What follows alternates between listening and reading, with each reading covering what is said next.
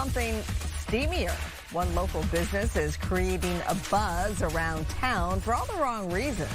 Good evening, everybody. You're watching LA Live News Tonight. I'm Marla Tejas. Thanks very much for joining us. I'm Phil Schuman in tonight for Christine Devine. Garden Grove residents say a business licensed as a cafe has been masquerading as a strip club. Our undercover cameras captured adult-style activity happening just steps from a high school. Fox 11's Gina Silva joins us to explain what's really brewing behind closed doors. Gina? That's right. After months of complaints from a Garden Grove resident, Fox 11 News began an undercover investigation.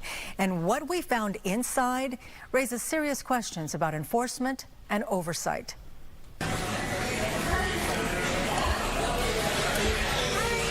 Inside DD Cafe in Garden Grove, the women are serving so much more than just coffee. How are you? Our Fox 11 undercover investigative team captured women wearing little to no clothing, giving lap dances to paying customers, and offering private sessions for an additional fee. I need to hear 80 for what? 80 for news. The place doesn't serve alcohol, but for a small fee, customers can bring their own. No bar? You can bring in your own alcohol. Oh, okay. They'll charge $30 for a bottle. City records show DD Cafe is licensed only as a coffee shop. Yet on their social media account, they've never hidden what they're really selling. It's not even a coffee shop, it's a strip club. It's a strip club with no rules, all kinds of things going on there. Mitchell Mora, a Garden Grove resident and independent producer, says what's troubling to him is how close DD Cafe is to La Quinta High School, within walking distance of the campus. Under the Garden Grove Municipal Code, adult entertainment businesses are prohibited within 1,000 feet of any school facility. The coffee shops have been around for a long time, and there's nothing wrong, in my opinion, about these coffee shops in Little Saigon, in the Garden Grove area. But when you're doing it right next door to a high school with there's children involved, that changes the perspective, in my opinion. When we went to speak with the owner, this woman told us she was in charge and the owner was not available. Can you answer what type of business this is? There's no harm. You guys can be here. So who comes in here for $20 coffee? Lily Frey, a Garden Grove resident, says DD Cafe and so many like it are an open secret in the city. Actually, this is not the first one or the last one. If you go on this whole street, you probably find 10 of them. Again, under its current permit, DD Cafe is allowed to operate only as a coffee shop, not a strip joint. So why is the city of Garden Grove allowing this business to have adult-style entertainment? Everyone knows about it, except no one's doing nothing about it. How are you? Mora says he complained to the city multiple times over the past year, but says his concerns were ignored. We were also ignored. We sent emails to the city of Garden Grove on Tuesday, February 3rd, and again on Thursday, February 5th, describing the undercover footage we had obtained, but received no reply. Later, on Thursday night, the Garden Grove Police Department announced 17 people at DD Cafe had been arrested. Residents say this kind of enforcement needs to go further. The city should crack down on all of them. In addition to the arrest, the city of Garden Grove red tagged the business, effectively closing it down. Now, when we asked what the red tag means, we were told it could be for a variety of reasons, including safety or code violations. So do we know those 17 who were arrested, what charges they're facing? We don't know what they were arrested for. We've asked, and they have not gotten back to us on that. We don't even know if charges have been filed yet. Would that have been employees, you would think? You would think of performers? the employees and perhaps some of the people that were there. We don't know, and we're trying to get information from the city of Garden Grove, from the police department, and we haven't gotten any. The woman you talked to who said this is happening all over the city, the primary concern with this one is the fact that it was in violation of the 1,000 feet within a school. Do we know if the other ones are nearby schools as well? We have not looked into the other ones. She just basically said, look, you know, I live in the city. Right. These are common. So it's not the first, it's not the last, but this is the one that we received complaints about, and it's the one that's closest to the school. And what a surprise. You do the story, and the same day the police make the arrest, right? Yeah. Good work, Gina. All right, yeah, Gina. Excellent. Thank you. Excellent.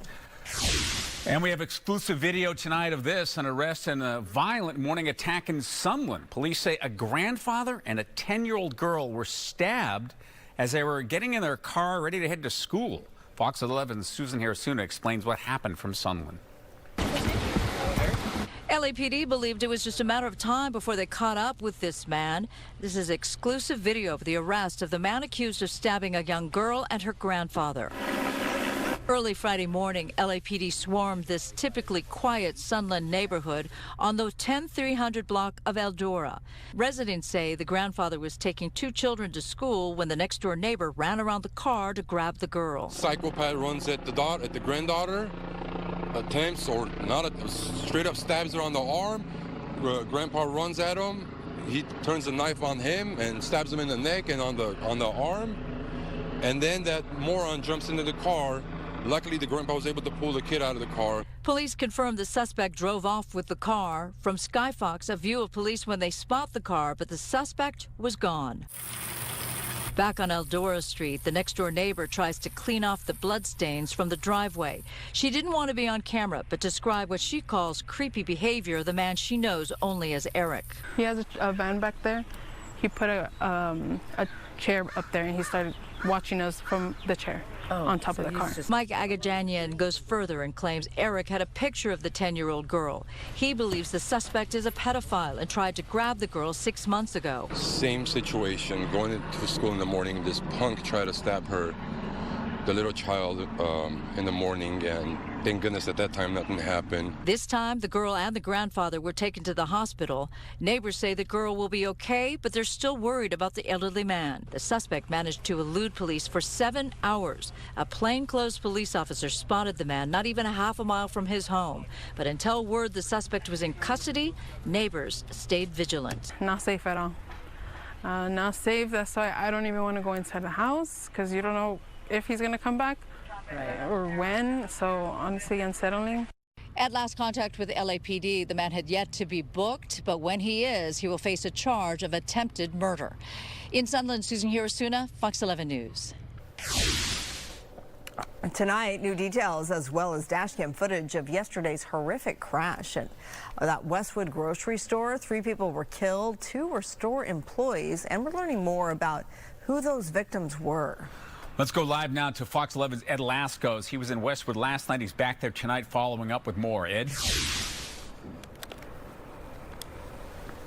And Phil, it's pretty much the same situation as what we had here last night at this time. Still very emotional, the scene, even a day and a night after that tragic accident, as we are learning a lot more now about the victims, the 3 people who lost their lives here. One was a customer, but the other 2 actually worked here at the 99 Ranch Market. And the strangest part of the story, the saddest part of this story, both of those workers were not even supposed to be here working at the time of that crash. I know, huh? As Mikey takes us into this story, the front end of this market, it's all boarded up with plywood. The windows here, the front entrance, all smashed out by that out-of-control car. And then you have the memorial that is growing by the very hour. Watch. Friday night, candles, flowers, and tears. The tragic accident even bringing some down to their very knees. Needed to come and pray for the families that have lost someone. It's just tragic. Did you ever come into the bakery here? Yeah, I live 3 blocks away. So the Westwood neighborhood still reeling as we're learning more now about those who died. 2 of the victims worked at the market and both were not even supposed to be here on that fateful day.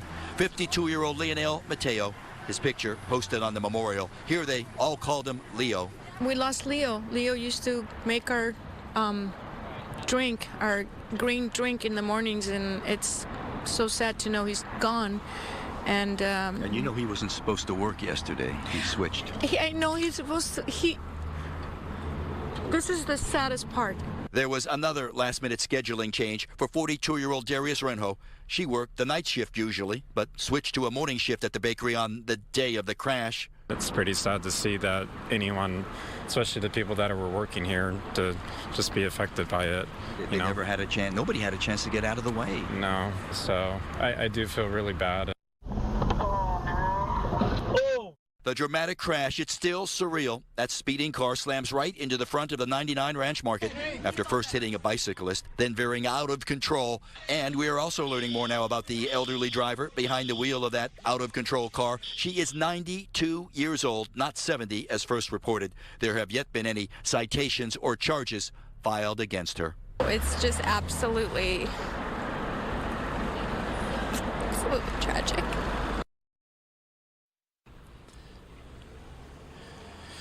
It really is, and the 99 Ranch Market feeling the pain too, losing two of its workers, staff members. They're out saying, quote, "We are heartbroken by this loss. Our deepest condolences are with the families, loved ones, and colleagues of our team members who lost their lives, as well as the family of the customer who passed away." Stop quote. Back out live, yeah, many of the folks here in this Westwood community, the neighborhood, you know, that stretches from Wilshire on the north down to Santa Monica, down to Pico, they're all coming by. So many of the folks we've been talking to saying they would come here different parts of the day. It was a big part of the ritual, and they're also dealing with the tragedy, finding out that the folks who used to wait on them, like Leo, rest his soul, that they lost their lives in this tragedy. So, yes, Phil, Marley, it is still a thing that has just gripped this entire community. Everybody's hurting. As you were talking, there's a man who went right behind you, and he's now down, it looks like on his knees there, just paying his respects as well. Really sad, Ed. Do we know anything more about when you say that they weren't supposed to work? Obviously, they switched their schedules for personal reasons or to help out another employee?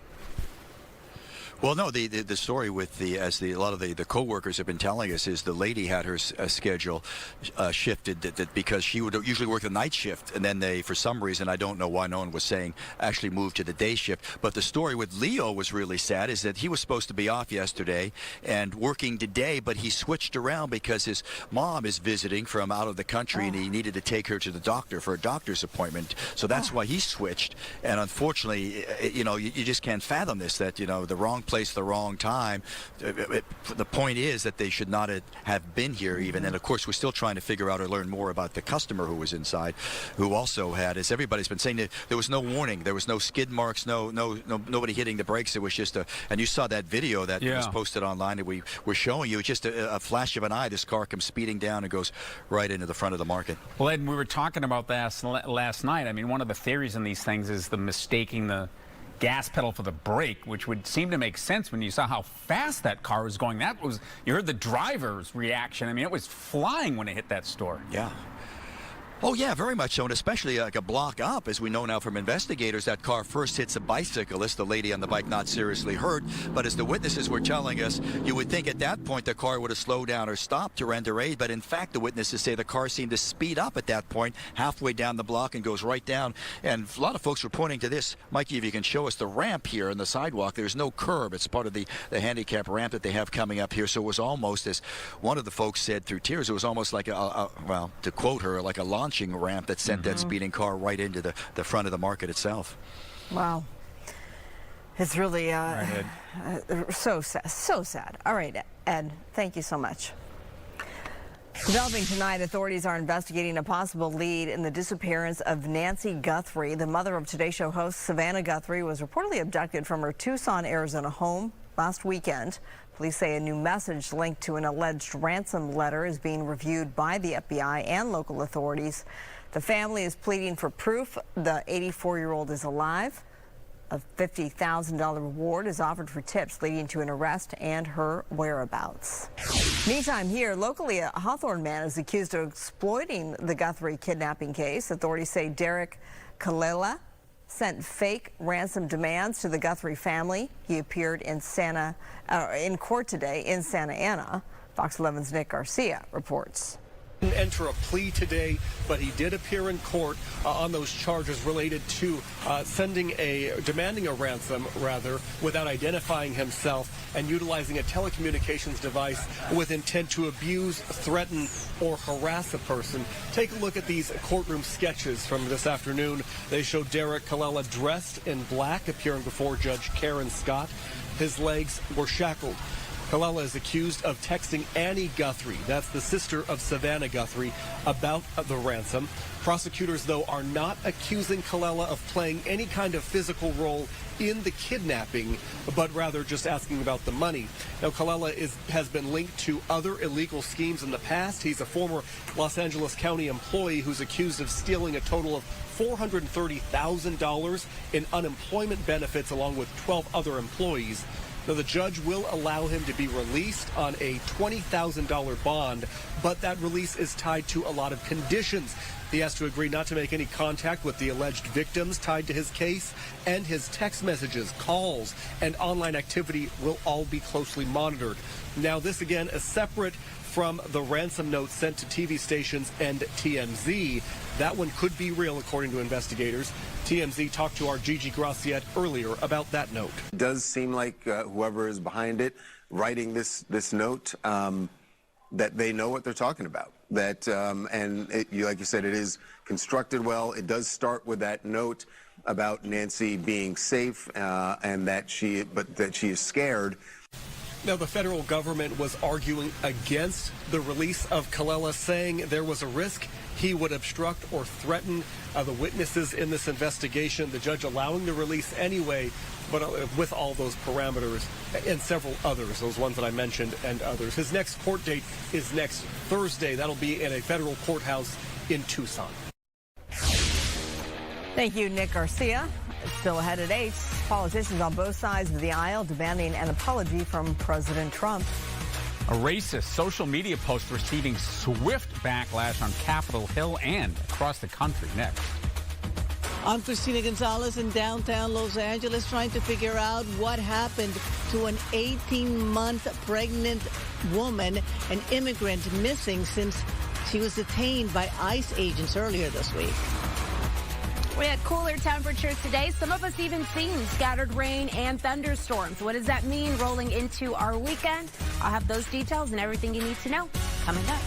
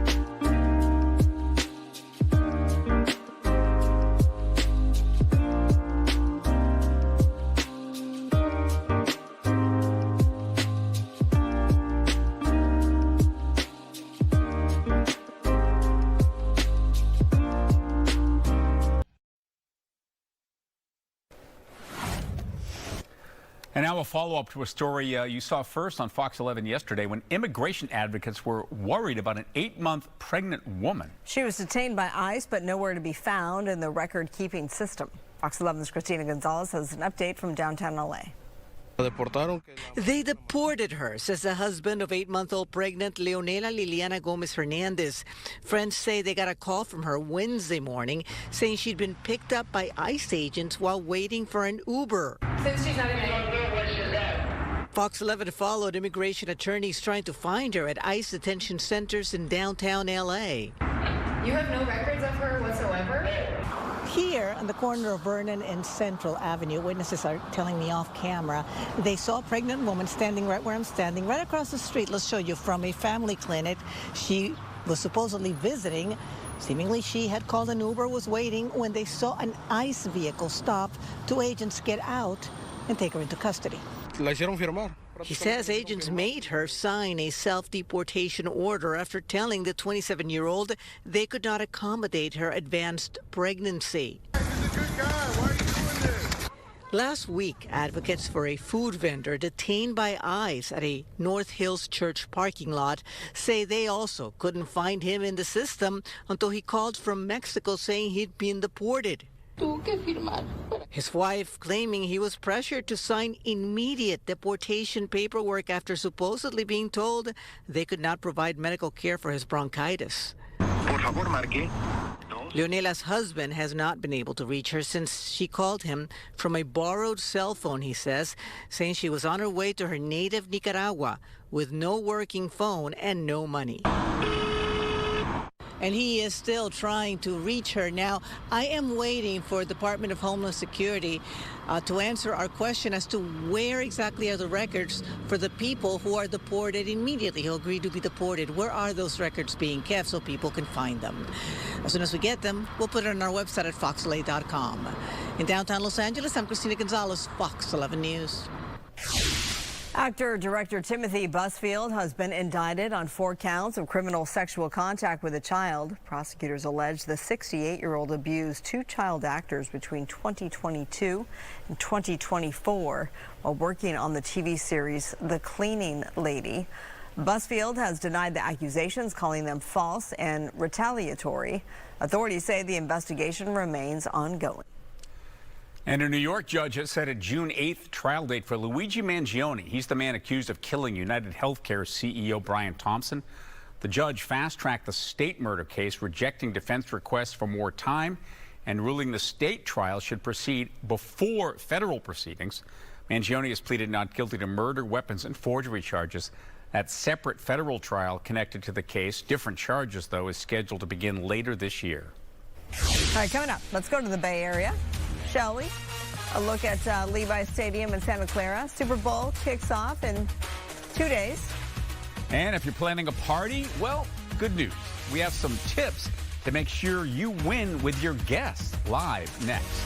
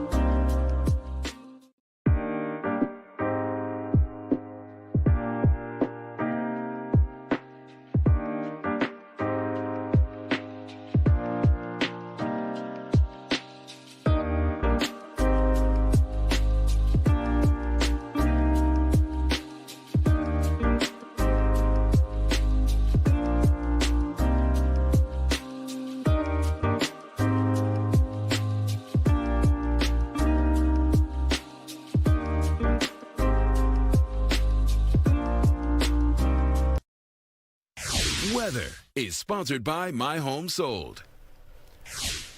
Live look over the San Fernando Valley. It looks very Twinkling nice. nights, the lights, the clear sky. This shot always looks nice. Yeah. Regardless of the forecast. It really does. Meteorologist Star Harvey, we made it, and we're going to warm it up this weekend.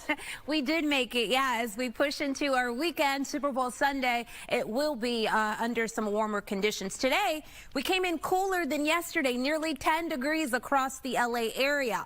But again, as we do roll into this weekend, we are going to be welcoming back that warming trend, but also some pretty, I'd say, gusty conditions across some of the area. Our disturbance brought us in that cooler temperature trend, but also it brought in some of those mountain showers, but also thunderstorms through portions of today. We do remain under drier conditions, and also as we roll into this weekend, we'll be watching for some breaking waves, dangerous breaking waves, and rip current. It's going to be a high surf advisory across the coastline, stretching from the Orange County region through our LA beaches, and then yes, up into Ventura County as well. Our high surf advisory will be in place through tomorrow. We could see those waves reaching anywhere from 4 to 10 feet across the area. As far as what's happening out there right now, we are under drier conditions, a little bit different than how our radar looked yesterday. We did have some of that light rain activity. We do have some clouds out there making for cloudy conditions, but also the possibility of some of that fog hugging the area through our late night tonight and then rolling into tomorrow early morning as well. Now, temperature change. I talked about how our highs today across the LA area, we did get about close to 10 degrees below where we were yesterday. Our 24-hour temperature change showing we do have some of those cooler conditions out towards the Inland Empire. We're talking about 7 to 10 or 11 degrees across San Bernardino as well as Big Bear than we were this time 24 hours ago. Currently out there along the coast, we got temperatures in the 60s across Santa Monica. Winds are on the calmer side. Outside of our coastline, we do have a lot more of those mid to upper 50s. 30s right now across our mountains. A lot cool up there. 53 across the Antelope Valley. Our temperatures tonight under our clouds, but also likely some of that fog across some of our coasts, but maybe into our interior sections as well. Will land us in the upper 40s to low 50s. We do have our temperatures across some of our mountains, but also our high deserts reaching the 20s as well as the 30s. A quick check-in on our weekend. It's going to be a beautiful one both days. It's going to be better moving into the second half of the weekend, but tomorrow we will have some of that cloud cover during the early parts of the day, switching over to some sunshine by the afternoon. Temperatures coming right back up. So today our high across the LA area reached 66 degrees. Tomorrow we'll be at 75, and then moving into Sunday, a lot more sunshine in place, but also temperatures driving up to about 82 degrees. We'll also notice some of those breezes out there. As we move into next week, we are going to not just have the return of cooler conditions, but also the likelihood of some rain moving through. I'll have those details coming up. For now, back to you. Thank you, Star. Still ahead right here in the 8 o'clock hour. President Trump lands himself in some serious hot water again over a social media post. But this time, politicians on both sides of the aisle are saying it went way too far. President Trump's response, plus Laura Diaz. A gorgeous dog park in the valley, and the people who love it say it's being ruined. I'm Laura Diaz. That story coming up.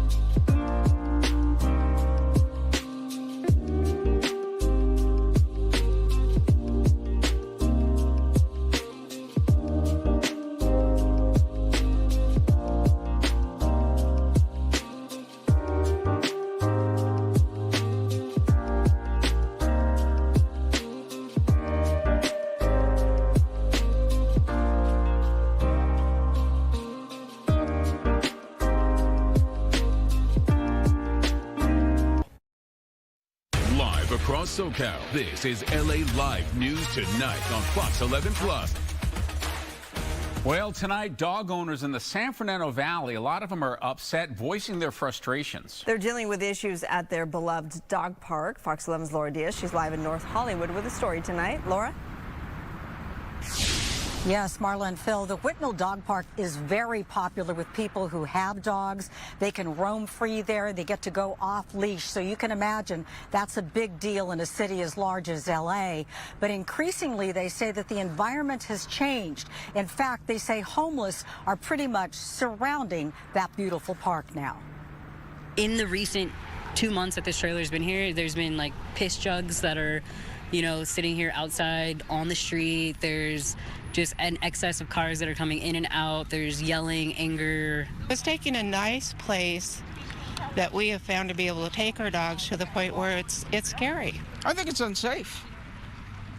Yeah, in fact, I was over here cleaning the water bowl and refreshing the water, and it was earlier than this, broad daylight, and one of these guys came over and just urinated right up against that pole.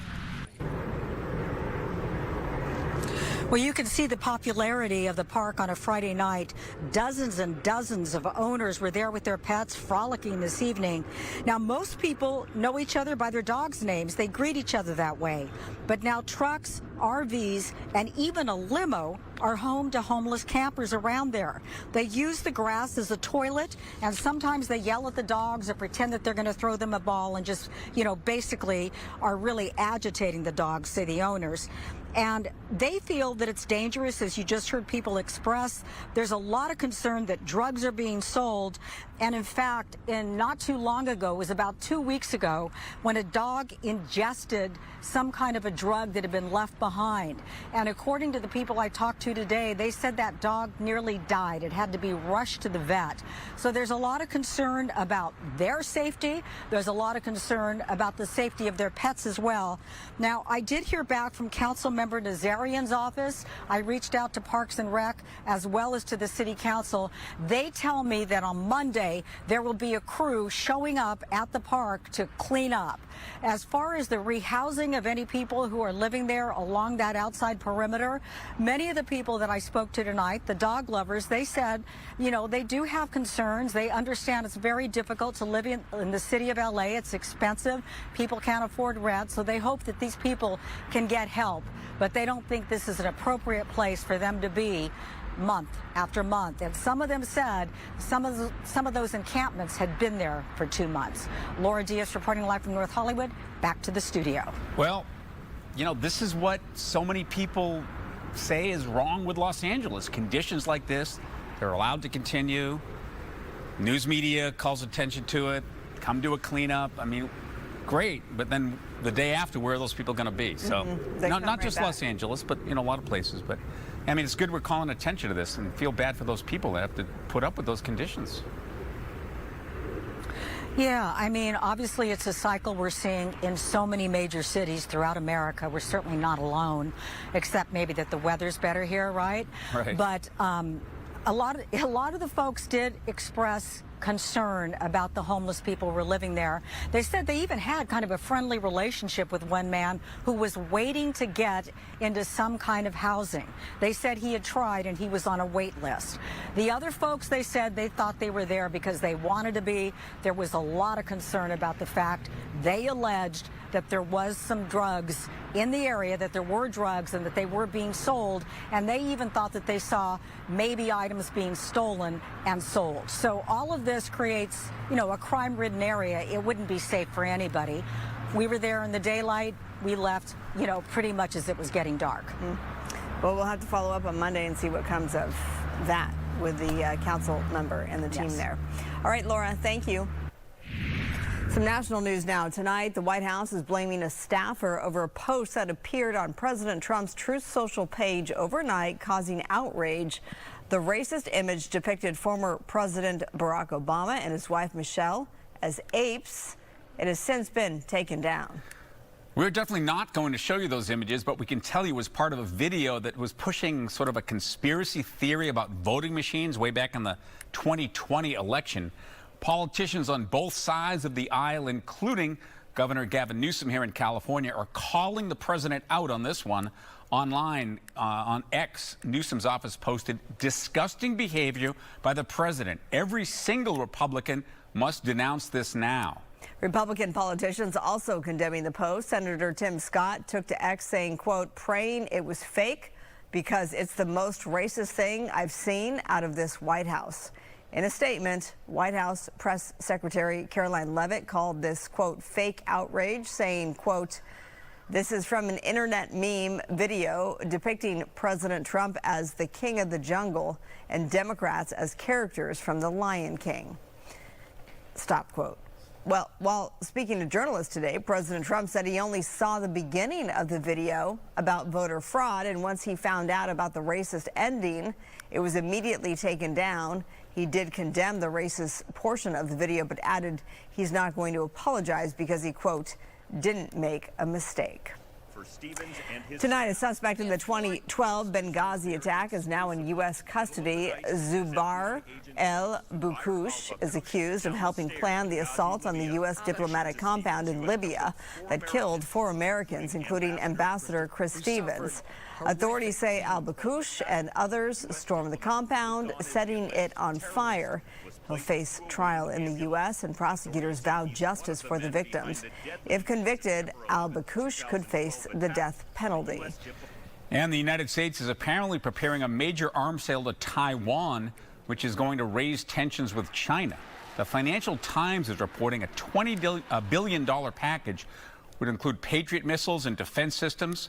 Now, Beijing warns that deal could jeopardize President Trump's planned visit to China. Apparently, divisions in Taiwan's parliament are delaying funding there as U.S. officials urge lawmakers to move quickly. Attorney General Rob Bonta announcing landmark legal action on ghost guns. Bonta says California filed a lawsuit today against Catalog Foundation and Control Pew LLC. They're accused of unlawfully distributing computer code used to print 3D ghost guns and firearm accessories to people who are not licensed to manufacture guns in California. These defendants sought to gain an unfair and unlawful business advantage by promoting skip the background check products and services, facilitating the illegal manufacture of firearms, and enabling the conversion of legal weapons into illegal assault weapons and machine guns. The two companies have not yet commented on the state's lawsuit. Well, in less than 24 hours, we will have the final list of who's going to be running to be the next mayor of Los Angeles, as the deadline to file for that race is tomorrow at noon. Mayor Karen Bass, of course, seeking re-election. L.A. County Supervisor Lindsay Horvath says she's still deciding whether to enter that race. We know that developer Rick Caruso briefly reconsidered a run but ultimately declined. Reality star Spencer Pratt filed his paperwork to run, as did a new candidate, tech entrepreneur Adam Miller. Coming up, all eyes on Levi Stadium this weekend. The forecast is good, the teams are set, and hopefully your party plans are too. Sunday on Super Bowl Sunday is upon us. Yes, if you're planning a party, we've got you covered. We are in studio live with the party goddess next. Plus, meteorologist Star Harvey with your Super Bowl forecast. Yes, as we roll into this weekend, we are under gorgeous conditions, warming up into our Super Bowl weekend. I'll have the details and your 7-day forecast. It includes some rain on the other side of this break.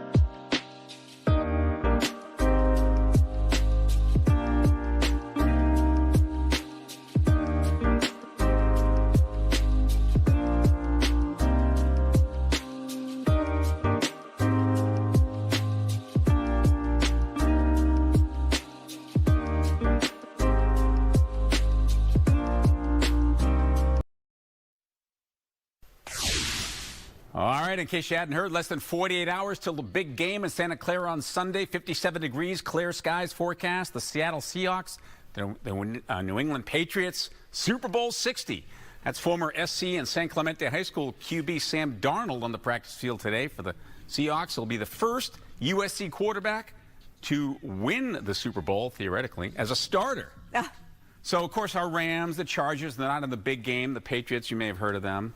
We like them. That doesn't mean the Super Bowl watching parties will be any less fun in Southern California. So how are your plans going? Joining us is Marley Major. She's the CEO of the Party Goddess, and she's here to show us how to host a stylish and family-friendly football party.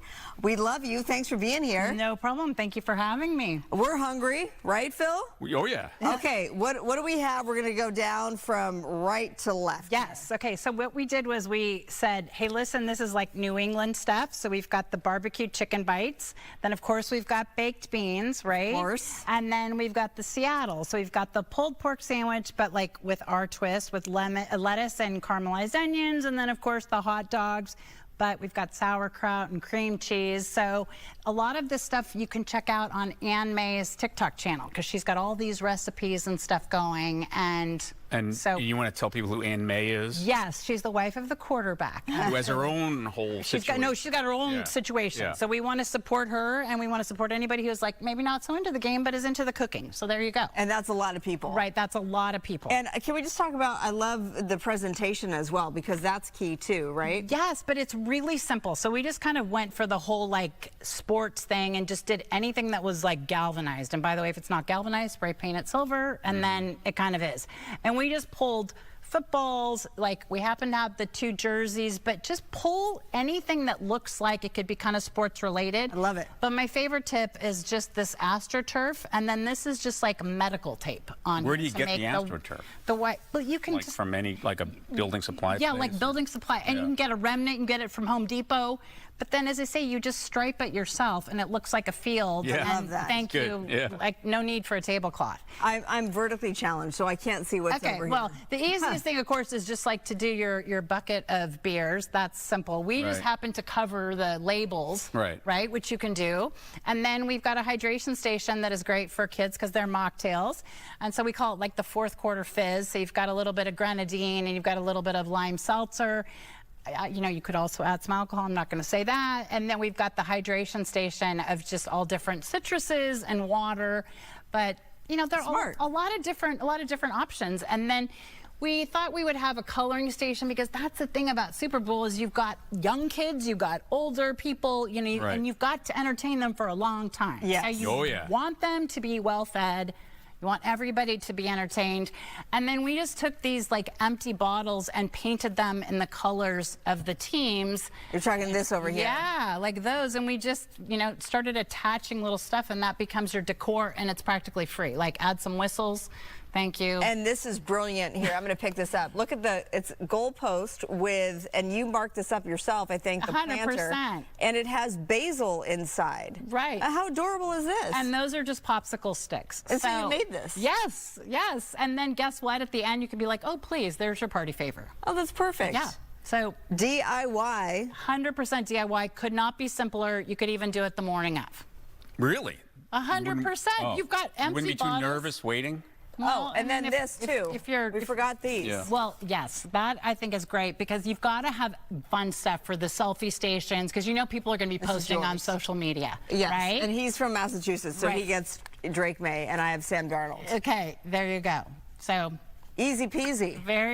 I don't think it could be any easier. And then, as I say, if you've just got bottles from the night before, guess what? So I guess it's the type of day where it doesn't have to be too fancy. Not you have to at have all. easy, fun, and lots of it. Totally easy, fun, and as I say, this is one of those days where you Kind of finger food. You could take a plate, go sit in front of the TV. Finger food that's going to fill them up so that they don't drink too much. And then stuff from your kid's old like closet. Guess what? You didn't get to give it away. It's going to make its appearance on the buffet. Marley, where can people find your tips? Of course, at The Party Goddess. We've got the full situation on our blog at thepartygoddess.com. Love it. Love it. Love it. Follow her. Check it out. Thank you. Thanks for having me. All right, Star, let's take a look at that Super Bowl forecast. Let's do it. As we roll into this weekend, we are going to see temperatures trying to warm up across the West Coast, moving at least into the back half of the weekend. This is a look into our Saturday temperatures here across the West Coast. Up near Seattle, temperatures in the low 50s. Same across Portland. As we start to move into Central California, we do show our temperatures in the 60s as early as tomorrow.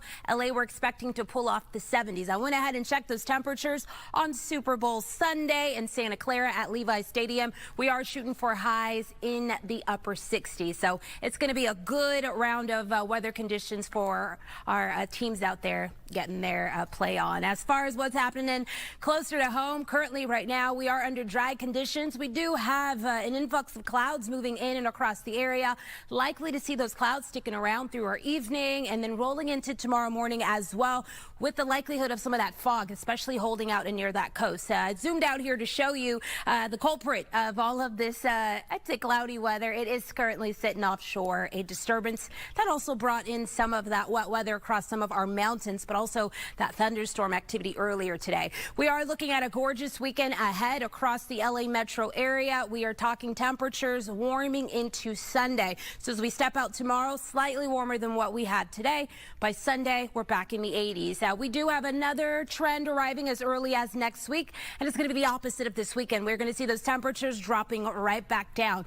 In addition to temperatures dropping down, system bringing in the possibility of some rain, but also we are going to look at those breezy winds moving back in. This is expected to unleash Tuesday into Wednesday. Let's talk about today, because a lot of difference, noticeably different from yesterday.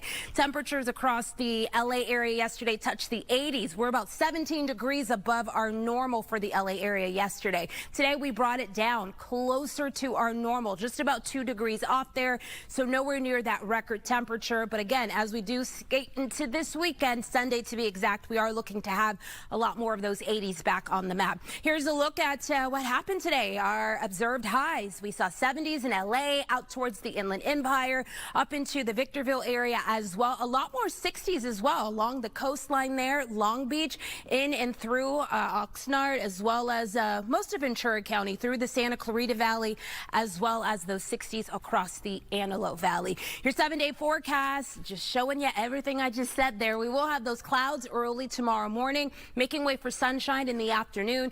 Temperatures slightly warmer than what we did have today across some of the area. LA tomorrow, you're hopping into the mid-70s. There go those 80-degree temperatures by Sunday, cooling off as we head into next week, and you'll see those back-to-back rain chances also unleashing during the middle of next week. Back to you.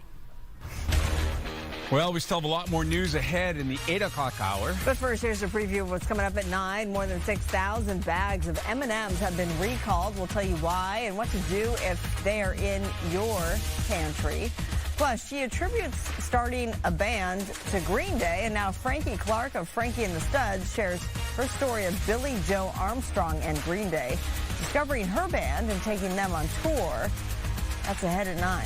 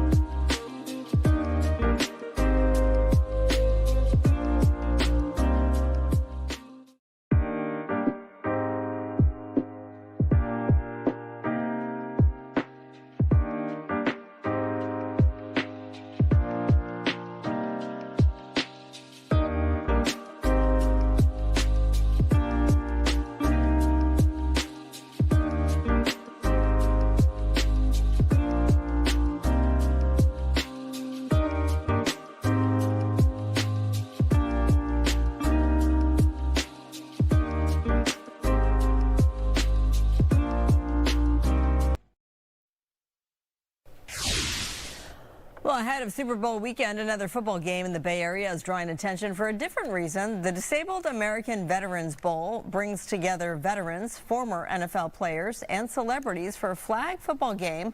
The goal is to raise awareness about the mental and physical challenges facing former service members and athletes. Organizers say the event highlights resilience, recovery, and support for those continuing life after service and sports. I learned that a lot of the struggles that I was facing, the loss of identity, the traumatic brain injuries, from all the concussions, a lot of these NFL players were going through the same struggles. There's a ton of mutual respect between the two communities, and that's what makes this event so powerful. Kickoff, it's scheduled for tomorrow afternoon at 12:30 at Cappuccino High School in San Bruno. I love the event. Yeah, that's a great idea. Gets them out, makes them feel that they're not alone. Especially today on Red Friday. On Red Friday, he forgot his red tie. Sorry. He put it out, but that's okay. It's the thought that counts. We wear red to remember everyone deployed, right? That's right. Okay. Don't go anywhere. We're not done yet. LA Live News Tonight continues at 9 o'clock. We'll see you right after the break.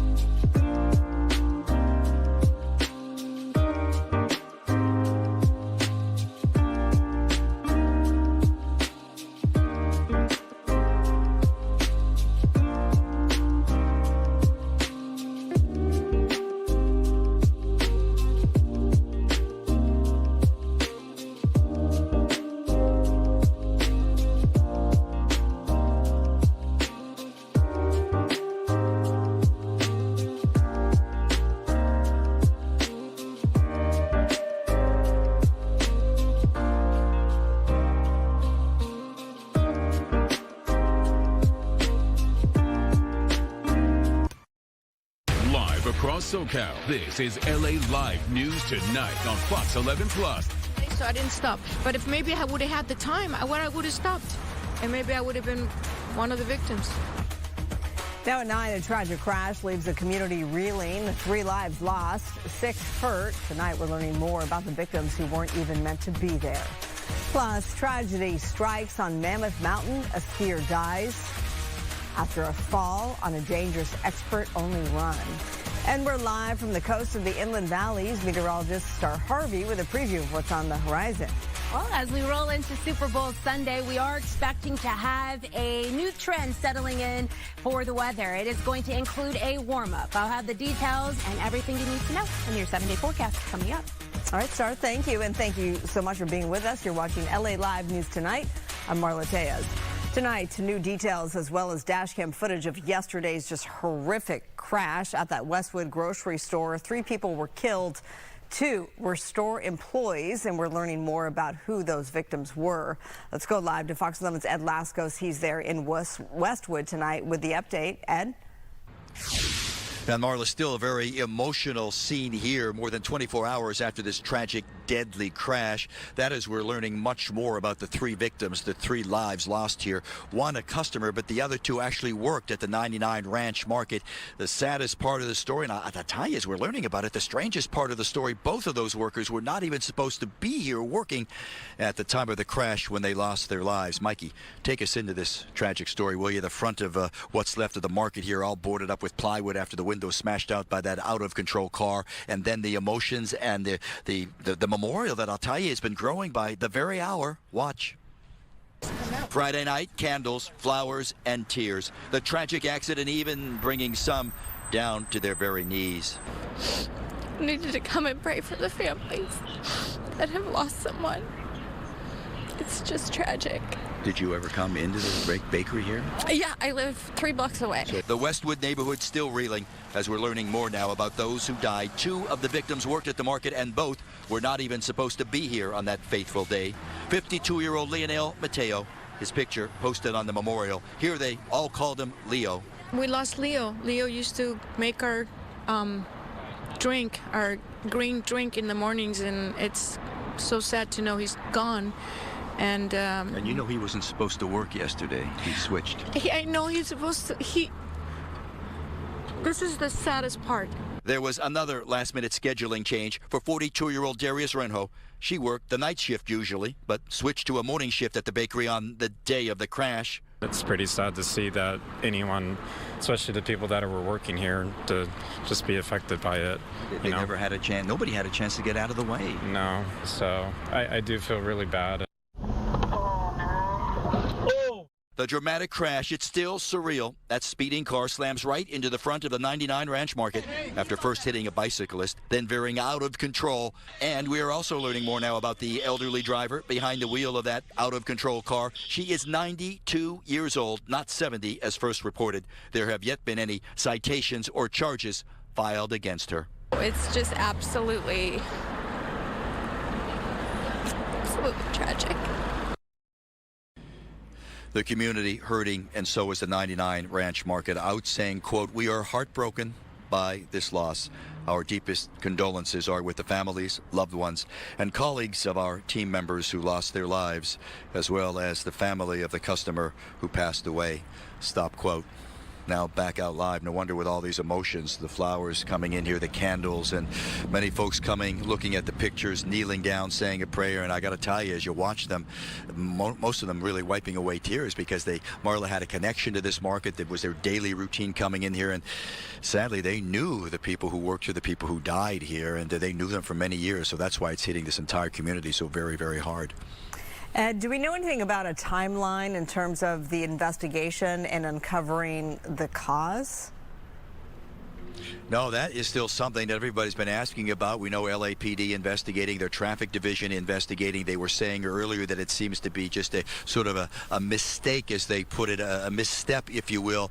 We always talk about someone who makes that mistake, a fatal mistake. Instead of hitting the brake, they hit the gas. They're confused and so forth. So that seems to be the theory they're going on now, but they're still sticking with that line of saying it just seems to be a tragic, tragic accident. But when you talk to a lot of the folks here, besides the emotion, a lot of them are talking about justice, but they just don't know how do you deal justice when you're talking about a driver who's 92 years old. It's going to take a long time to recover from this one. All right, Ed, thank you so much. Tonight, former Dodger Yasiel Puig is facing prison time after lying about illegal gambling. Earlier today, a jury finding Puig guilty of obstruction and lying to federal investigators. Prosecutors say he placed almost 900 bets in 2019, losing $283,000, and then lied about it. The 35-year-old now faces up to 20 years in prison. Puig had withdrawn from a 2022 plea deal that likely would have meant probation and a fine. Authorities are investigating a new lead in the disappearance of Nancy Guthrie, the mother of Today Show host Savannah Guthrie. She was reportedly abducted from her Tucson, Arizona home last weekend. A message tied to an alleged ransom letter is now being reviewed by the FBI. The family is offering a $50,000 reward for information leading to her safe return.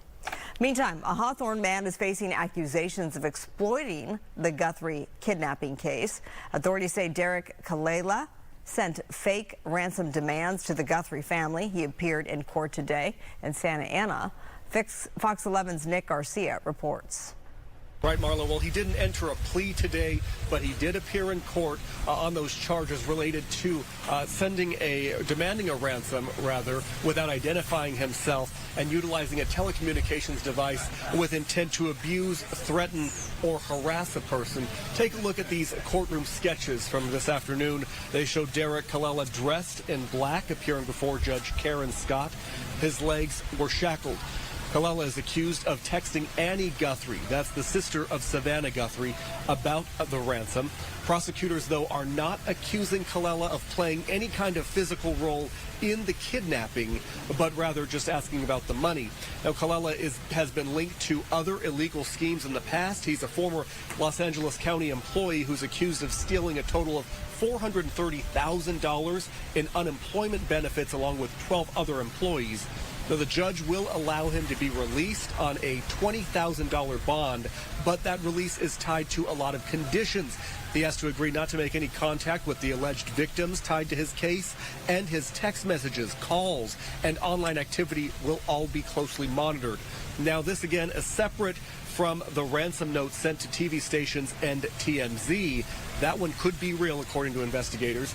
TMZ talked to our Gigi Graciette earlier about that note. It does seem like whoever is behind it, writing this note, that they know what they're talking about. That like you said, it is constructed well. It does start with that note about Nancy being safe and that she is scared. Now, the federal government was arguing against the release of Kalela, saying there was a risk he would obstruct or threaten the witnesses in this investigation. The judge allowing the release anyway, but with all those parameters and several others, those ones that I mentioned and others. His next court date is next Thursday. That'll be in a federal courthouse in Tucson. Marla? All right, Nick, thank you. Live look from atop Mount Wilson on this Friday night, and we significantly cooled down today, but get ready for more of a warm-up tomorrow. Here's meteorologist Star Harvey with a look at that. Yay, it's the Super Bowl weekend forecast. Yes, and we're going to have gorgeous weather both here across the LA area, but also up in Santa Clara. I'll have those details coming up a little bit later in our show here.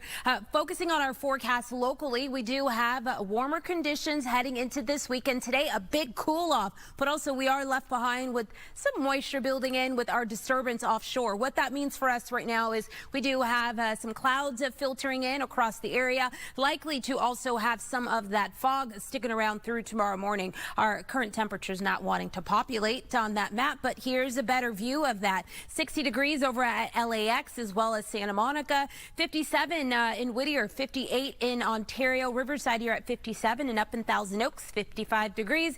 Wind's not a problem right now. They're moving at about 5 to 10 miles per hour for our sustained winds. As we move into this weekend, we will have that offshore flow, so winds picking up, but also our temperatures will be driving into Sunday as well.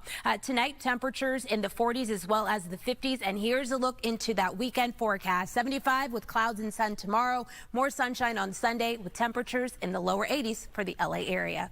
Back to you. All right, Star, thank you.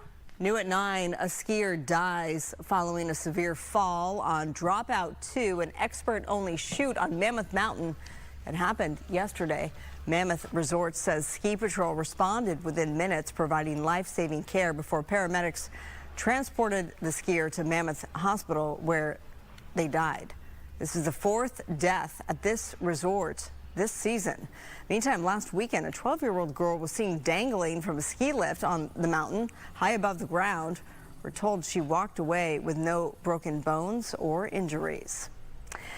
Actor Timothy Busfield is indicted on child sex charges in New Mexico. A grand jury in Bernalillo County announced the indictment, accusing the 68-year-old of unlawful sexual contact with 11-year-old twin boys. Busfield, known for his role in Field of Dreams, was arrested January 13th and released a week later. He denies the allegations, and his wife, actress Melissa Gilbert, has publicly supported him. Tonight, exclusive video of an arrest in a violent morning attack in Sunland. Police say a grandfather and a 10-year-old girl were stabbed as they were getting ready to leave for school. Fox 11's Susan Hirasuna has the latest from Sunland. LAPD believed it was just a matter of time before they caught up with this man. This is exclusive video of the arrest of the man accused of stabbing a young girl and her grandfather. Early Friday morning, LAPD swarmed this typically quiet Sunland neighborhood on the 10300 block of Eldora. Residents say the grandfather was taking 2 children to school when the next-door neighbor ran around the car to grab the girl. Psychopath runs at the granddaughter, attempts or not, straight up stabs her on the arm. Grandpa runs at him. He turns the knife on him and stabs him in the neck and on the arm. And then that moron jumps into the car. Luckily, the grandpa was able to pull the kid out of the car. Police confirmed the suspect drove off with the car. From Skyfox, a view of police when they spot the car, but the suspect was gone. Back on Eldora Street, the next-door neighbor tries to clean off the bloodstains from the driveway. She didn't want to be on camera, but describe what she calls creepy behavior of the man she knows only as Eric. He has a van back there. He put a chair up there, and he started watching us from the chair on top of the car. Mike Agajanian goes further and claims Eric had a picture of the 10-year-old girl. He believes the suspect is a pedophile and tried to grab the girl 6 months ago. Same situation, going to school in the morning, this punk tried to stab her, the little child, in the morning, and thank goodness at that time nothing happened. This time, the girl and the grandfather were taken to the hospital. Neighbors say the girl will be okay, but they're still worried about the elderly man. The suspect managed to elude police for 7 hours. A plainclothes police officer spotted the man not even a half a mile from his home. But until word the suspect was in custody, neighbors stayed vigilant. Not safe at all. Not safe. That's why I don't even want to go inside the house, because you don't know if he's going to come back or when. So honestly, unsettling. At last contact with LAPD, the man had yet to be booked, but when he is, he will face a charge of attempted murder. In Sunland, Susan Hirasuna, Fox 11 News. Netflix's massive $72 billion deal is shaking up Hollywood, and Congress isn't happy. Up next, could it mean even more job losses in an already struggling industry? And what role does AI play in all of this? We'll break that all down. And a coffee shop raising eyebrows in Garden Grove. We'll tell you what's really being served just steps from a high school. Plus, dog owners in North Hollywood say their favorite dog park is being overrun by unexpected visitors, and it's not other pets. A look at what's causing the chaos.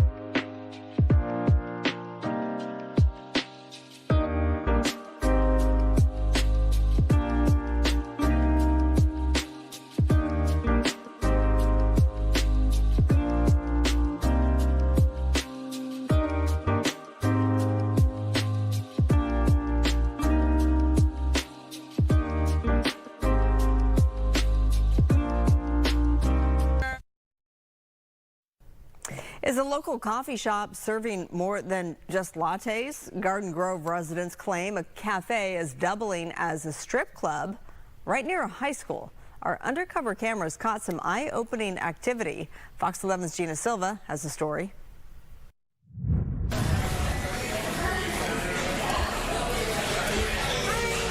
Inside DD Cafe in Garden Grove, the women are serving so much more than just coffee. How are you? Our Fox 11 undercover investigative team captured women wearing little to no clothing, giving lap dances to paying customers, and offering private sessions for an additional fee. I need to hear 80 for what? 80 for news. The place doesn't serve alcohol, but for a small fee, customers can bring their own. No bar? You can bring in your own alcohol. They'll charge $30 for a bottle. City records show DD Cafe is licensed only as a coffee shop. Yet on their social media account, they've never hidden what they're really selling. It's not even a coffee shop, it's a strip club. It's a strip club with no rules, all kinds of things going on there. Mitchell Mora, a Garden Grove resident and independent producer, says what's troubling to him is how close DD Cafe is to La Quinta High School, within walking distance of the campus. Under the Garden Grove Municipal Code, adult entertainment businesses are prohibited within 1,000 feet of any school facility. The coffee shop's been around for a long time, and there's nothing wrong, in my opinion, about these coffee shops in Little Saigon, in the Garden Grove area. But when you're doing it right next door to a high school with there's children involved, that changes the perspective, in my opinion. When we went to speak with the owner, this woman told us she was in charge and the owner was not available. Can you answer what type of business this is? There's no harm. You guys can't be here. So who comes in here for $20 coffee? Lily Frey, a Garden Grove resident, says DD Cafe and so many like it are an open secret in the city.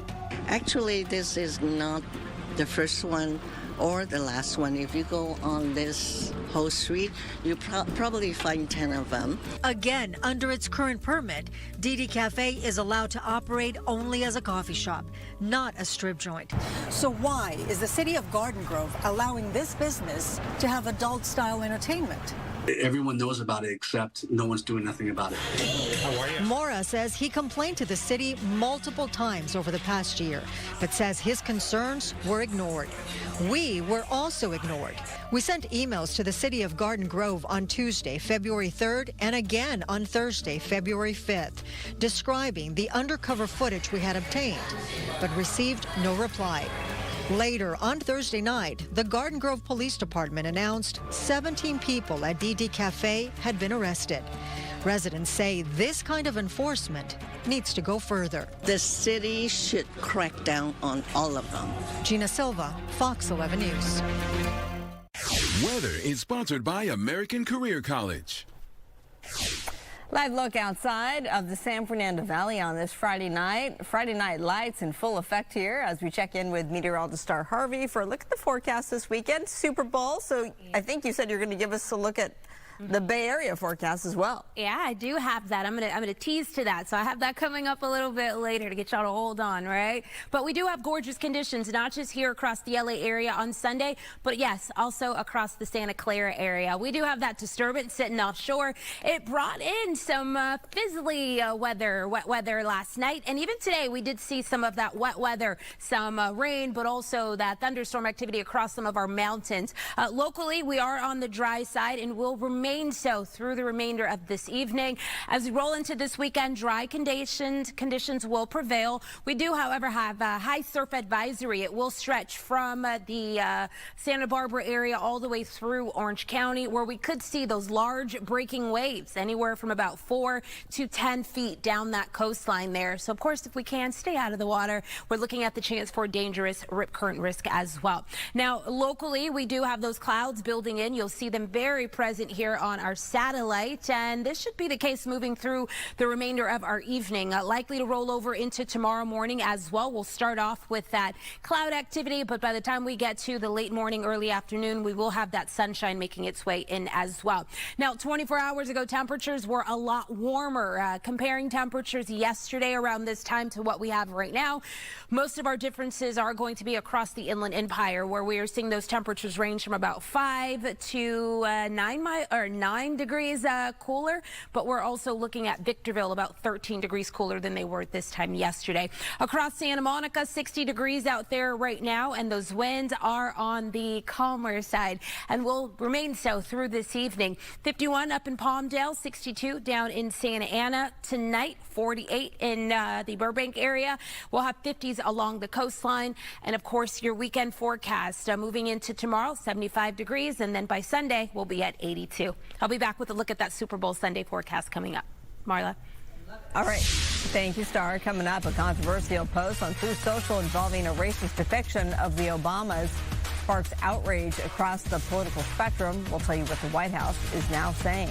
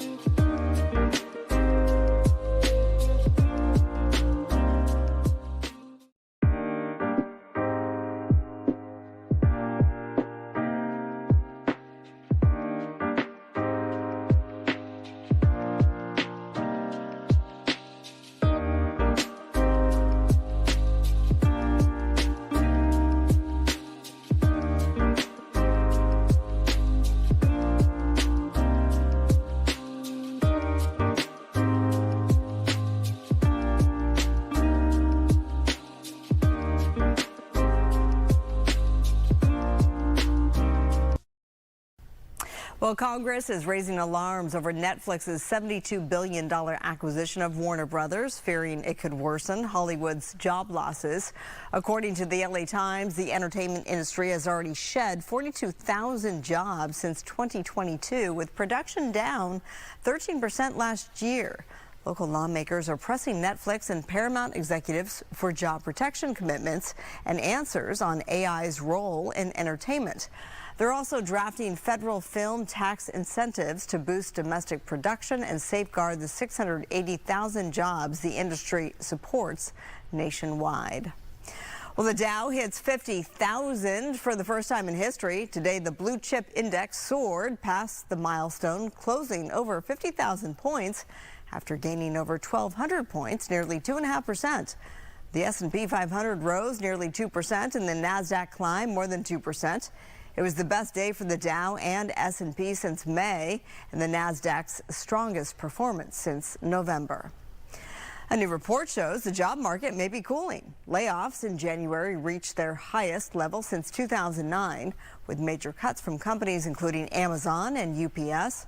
Hiring also slowed, with most job growth coming from education and health services.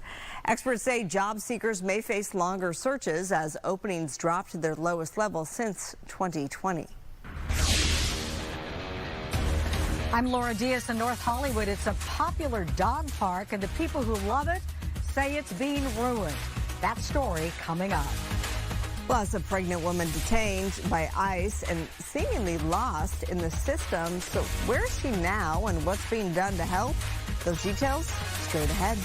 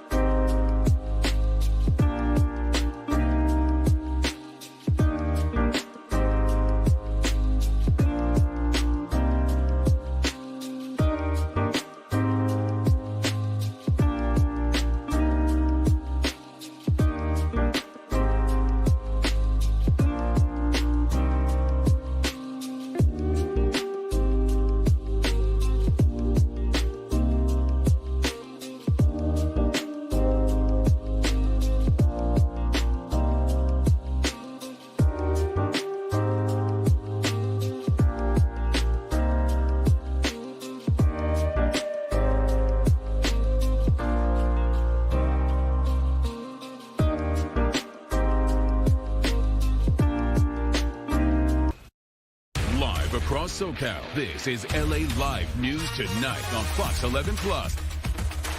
Well, new tonight, dog owners sounding the alarm at a popular North Hollywood park where safety concerns are growing. Fox 11's Laura Diaz, she's live there in North Hollywood with the story tonight. Laura? Yes, Marla, the Whitnell Dog Park is very popular with people who have pets and want a place where they can run free, they can run there unleashed. But increasingly, they say that homeless people are gathering around that park, and oftentimes they no longer feel safe. In the recent 2 months that this trailer's been here, there's been like piss jugs that are, sitting here outside on the street. There's just an excess of cars that are coming in and out. There's yelling, anger. It's taking a nice place that we have found to be able to take our dogs to the point where it's scary. I think it's unsafe. Yeah, in fact, I was over here cleaning the water bowl and refreshing the water, and it was earlier than this, broad daylight, and one of these guys came over and just urinated right up against that pole. The park just off Cahuenga has been very popular, especially this Friday night. Dozens and dozens of owners there with their dogs running off leash. Now, for city dwellers with pets, this is a highly coveted space. Lots of the owners know each other on a first name basis. They know the names of the dogs as well. But now the homeless are showing up and they're staying, which has a lot of people worried. There are cars and vans. Even a limo was there at one time. People we talked to said the grass has become a place for public urination. They worry it's dangerous for them and their pets. And people tell us, now these are their allegations, that drugs are being used and sold. 2 weeks ago, a dog ingested some type of drug and had to be rushed to the vet. That dog did survive, but now owners are scared. There are signs up advising you to be careful. Now, I did reach out to several people trying to get some reaction on this story. Parks and Rec did not return my call, but Councilmember Nazarian's office says that a sanitation cleanup will begin on Monday. They will have a detail out there on Monday. According to the message that was left for me, they said it had already been on the books for Monday, and they will be there. Hopefully we can go back and get some of that cleanup. But it was interesting, Marla, when I was talking to people, as much as they were concerned about their pet and their own safety, they also all mentioned that they hope these homeless people could find a safe place to live. So these are the complicated times in which we live. None of these have easy answers. Laura Diaz reporting live from North Hollywood, sending it to you. Marla? Now, do we know when the sanitation cleanup happens on Monday if, in fact, housing options will be offered to them? Well, you know, I wasn't actually able to speak to them again. I had reached out. They said they would return the call. By the time they called back, I was interviewing people, so my phone was off, and then they're closed. But I'll certainly find out more about that on Monday. I can tell you this. One of the people who lives in a vehicle there told people who were friendly with him, I'm talking about the dog owners, that he was on a wait list, that he wanted to find a place to live. So far, nothing had been made available. So we'll try to see if we can speak to that person on Monday, and hopefully they not only clean up the park, but they are able to supply some type of housing for people who need it and want it. Right. Okay, we'll follow up.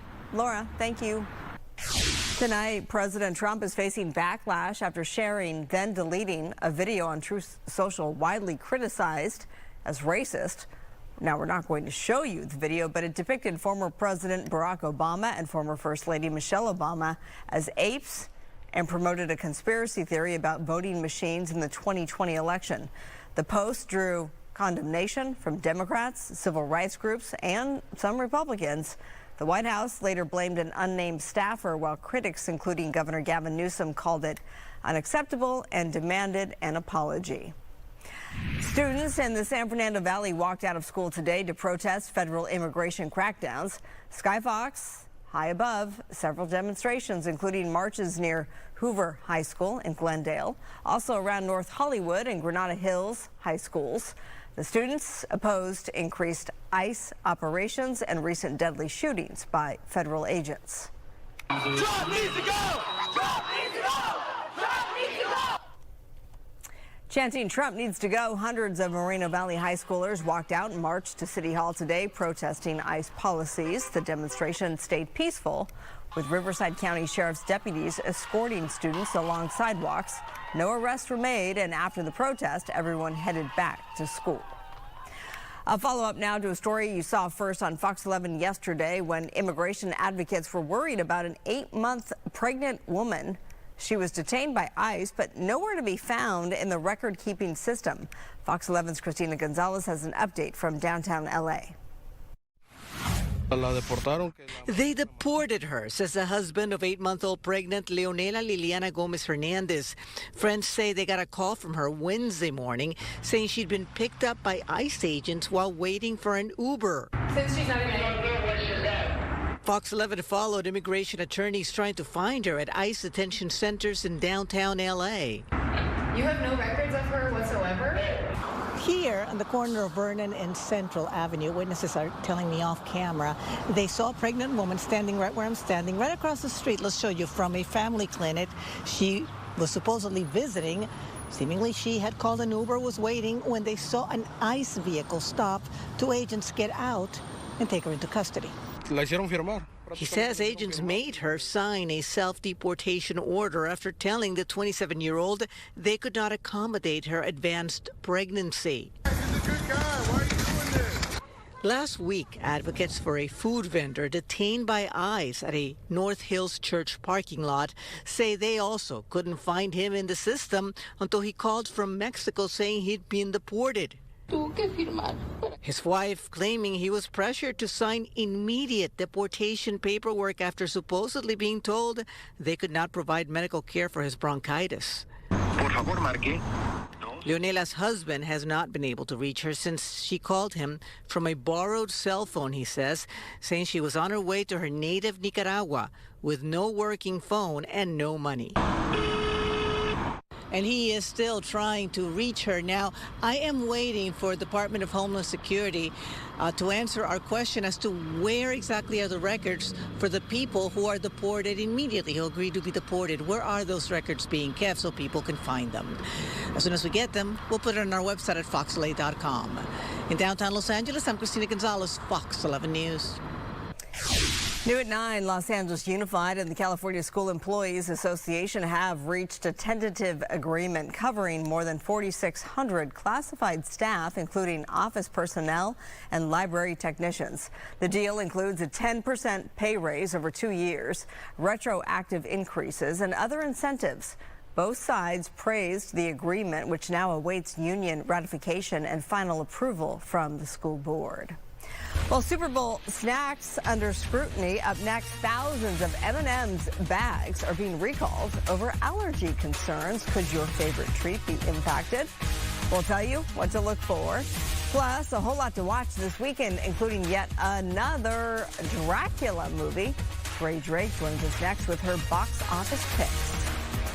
We are rolling into Super Bowl weekend with a new trend in place. It is going to drive our temperatures well above their averages. I'll have the details on that coming up.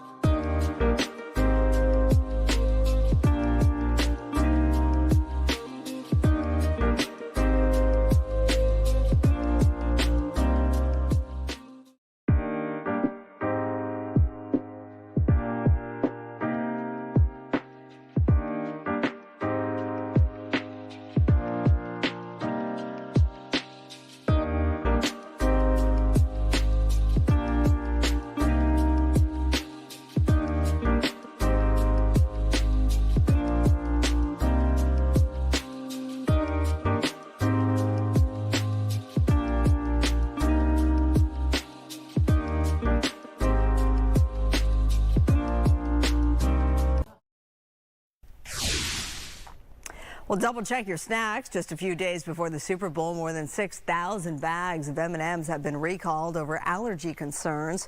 The FDA says some promotional bags of peanut and regular M&Ms may contain undeclared milk, soy, or peanuts. These candies were distributed across 20 states, including California.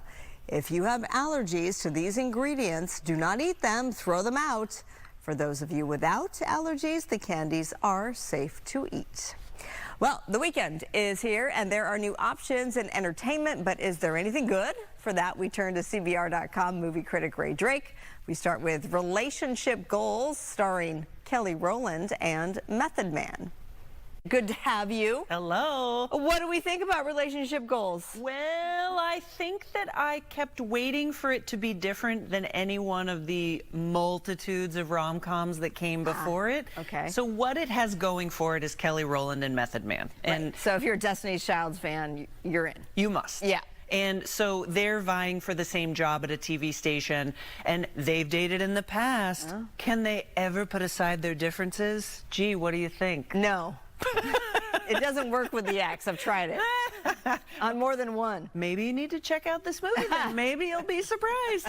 So it's actually based on a book of the same name by Pastor Michael Todd, who has a huge social media following. He has a lot of really passionate ideas about dating. So I would say if you're also a fan of his, then you will go crazy for this movie. Because it's one of those, right? Yeah. Like, yeah, it's like your book come to life and you thought it was dating advice. Surprise, it's, you know, a former member of Destiny's Child. Yeah, right. And, you know, people love a good rom-com, even if it's not that good. It's just fun to just sit back and watch it in the comfort of your own home. Streaming on Prime makes it an even better bet. Yeah, okay. And then another Dracula movie, and this one's in theaters, though. Right. Now, speaking of waiting for something new to happen, this time Dracula is in love. Ah, and he wants to suck your blood. Yeah, but blood, it's like, he's not just about necks, Marla, he's about your heart, right? Of course. So the whole deal is that Vlad and Elizabeta are deeply in love. He begs God to keep her safe when they're in the middle of a war, and she unfortunately dies. Oh. So he is so upset, he denounces God, and God gets angry and says, you know what, you're gonna live forever without your lady love. And that is the world of this Dracula. Oh, interesting. Right, so it's kind of a take I'd never really heard before. Gorgeous to look at. Okay. There is some kind of horror elements. There's a little bit of violence and blood. He does bite necks. Of course he does. But this is really a different kind of idea. We've got Christoph Waltz, who is sort of hunting vampires, but really he just wants them to be taken care of. Okay, all right. So you say it's worth your time. It is, it's different. Super Bowl weekend, might as well see another Dracula movie, right? Okay, and then horror movie. You know I like horror movies. This one's also in theaters. I haven't heard of it. Whistle. Right, so this one wasn't on my radar either, and it stars Daphne Keane, who played opposite of Hugh Jackman in Logan. So now this character, Chris, is in high school, and she finds a creepy artifact in her unclean locker. Is it a skull? Yeah, and it's like the skull whistle thing. Okay. And, you know, teenagers, they just, like, cannot keep their hands off artifacts. And so it releases this horrible scream that terrorizes all of them. And it is so gory. Oh. I could not believe the things I was watching, and I watch this stuff for a living. Is this more gory than scary? It is, actually. Okay. And it was noteworthy in its gore. This is not for the faint of heart at all. The rest of it is so predictable, but really these effects took me by surprise. It's directed by the same director who did The Nun. And so it's not a part of that universe, but wow, did this leave an impression. Like my jaw was on the ground for most of it, and that's the strength. That's saying something. Yes. Yes. If her jaw's on the ground, that's saying something. I'm still nervous. Okay, so if you want to follow along in her movie critiques, please find her at CBR.com. Great, Drake, thanks for being here on Friday, as always. I will not be whistling anytime soon. Halle Berry is engaged. The Oscar-winning actress announced her engagement to longtime boyfriend, singer Van Hunt, on The Tonight Show with Jimmy Fallon. The 59-year-old joked there was confusion about their relationship status, but confirmed Hunt put a little ring on it. The couple has been dating since 2020. This will be Berry's fourth marriage and Hunt's second. Fans are thrilled for the happy couple as they take this next big step together.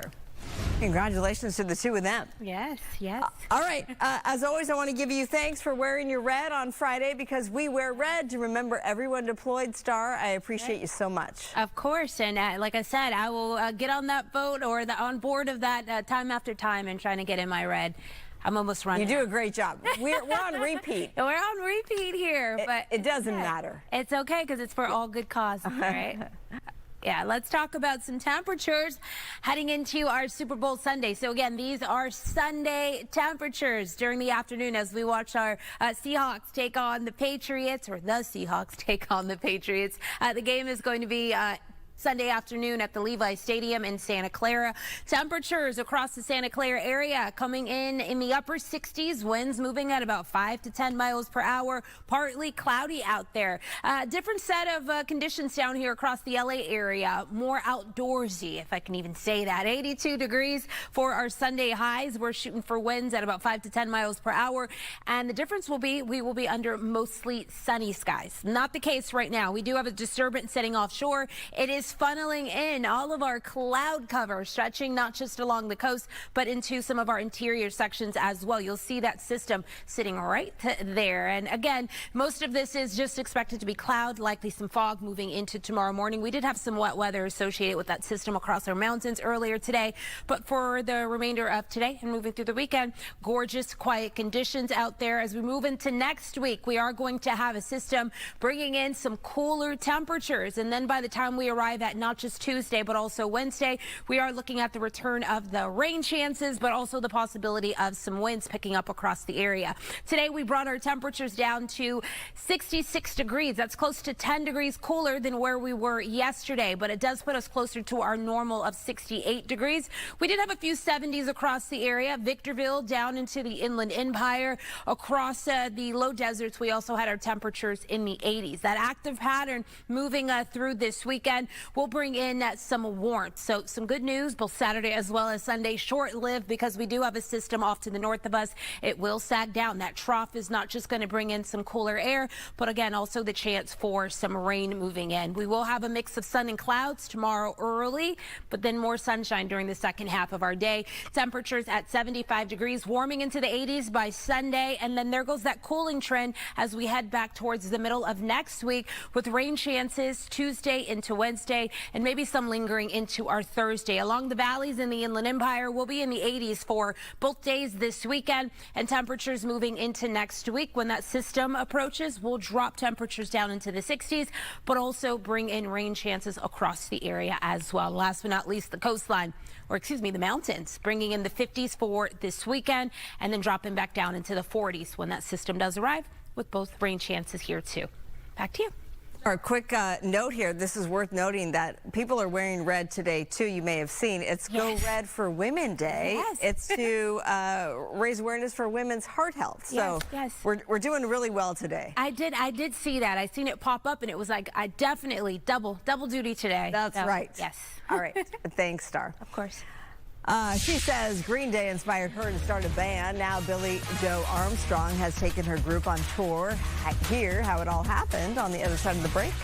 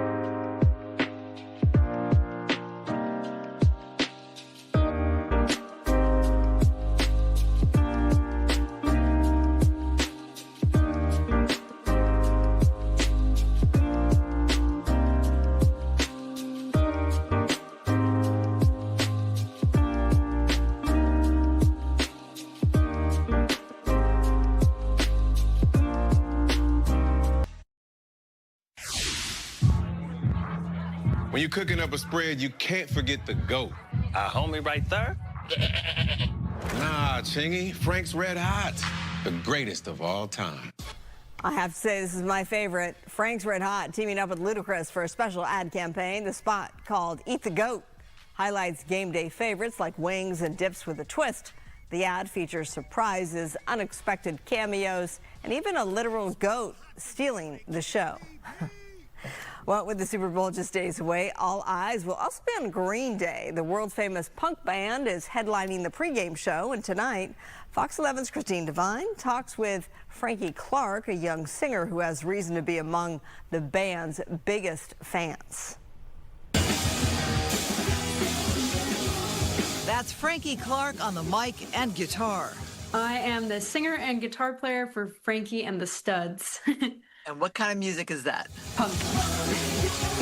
The LA band Frankie and the Studs got a big break when they got the call to open on tour for Billie Joe Armstrong of Green Day. I first heard Green Day when they released their album American Idiot, and it was a game changer for me. And I remember I was in elementary school, and that's when I went back and listened to Dookie and everything else, and I became a super fan. Just the attitude. I wrote my first song, which was called School Sucks, so I was definitely inspired by their angsty, rebellious spirit. And how old were you then? I was 10. 10 years old? Yeah, I was 10 years old. School sucks. I think it was more so, especially at that age, I just didn't like waking up early.